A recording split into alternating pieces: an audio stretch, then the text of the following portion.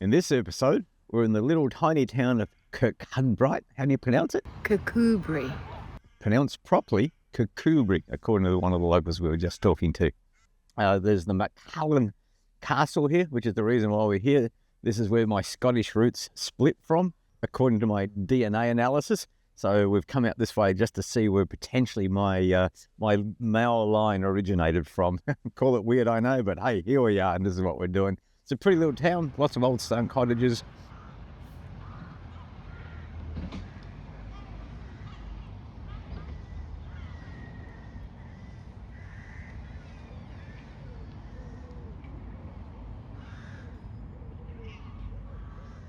The castle,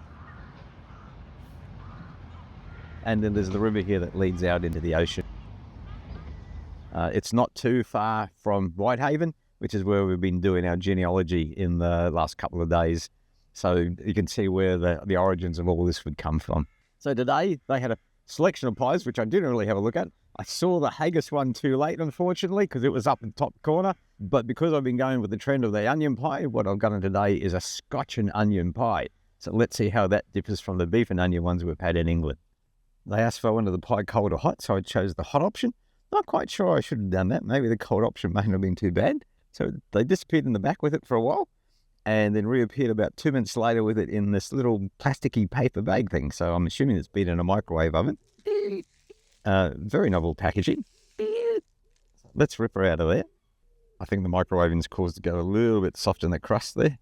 Quite interesting. It's just like the outside of the base with the topping pressed inside to the middle. You can see the onion through the steam holes there. All right, let's have a munch. Halfway through the pie, so it definitely is different.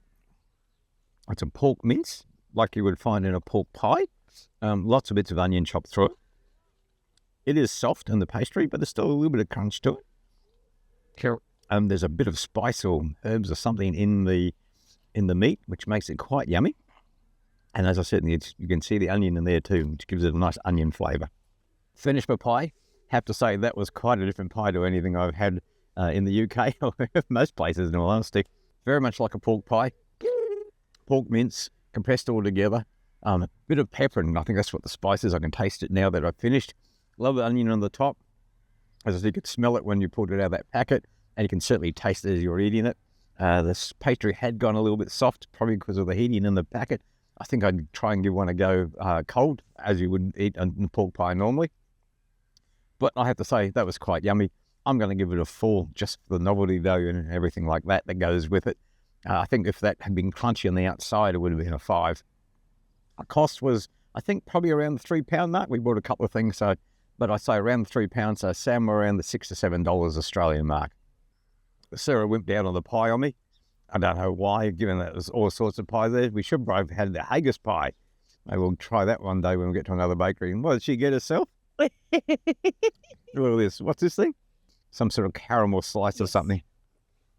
And she got a caramel flavoured milk. I'm not quite sure why she did that, but anyway. So what do you think of your slice?